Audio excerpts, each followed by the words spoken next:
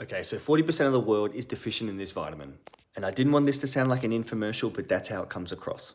Tired, fatigued, unmotivated. Now you'll be saying wow every time.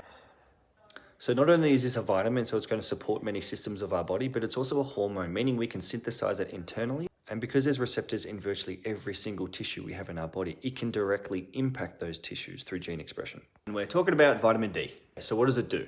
Bone strength, hormone production, so things like testosterone, immune system, heart health, gut health, benefits to your muscles. Lower rates are associated with a greater risk of depression. Cognition benefits when we talk about serotonin and dopamine production. There's literally a laundry list of benefits that vitamin D is associated with.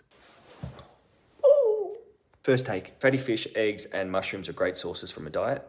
My thoughts on supplementation, you want to get it first and foremost from your diet and from the sun. So obviously adequate sun exposure, particularly in summer, is where you're going to get the most benefit. But if you live in Melbourne like I do, and we're lucky to get 2 months of sun of the year, then supplementation can be beneficial. So importantly, if you are going to use it as a supplement, you want vitamin D3 plus K2. And that's because K2 keeps calcium out of your soft tissues, things like blood vessels in your kidneys, and it directs calcium to where it needs to go, being teeth and bones. Over summer, we should be able to bank up our vitamin D stores. It has a relatively long half-life, so it should last us until winter. But this is dependent upon sun exposure, lifestyle factors, age, amount of adipose tissue that you have.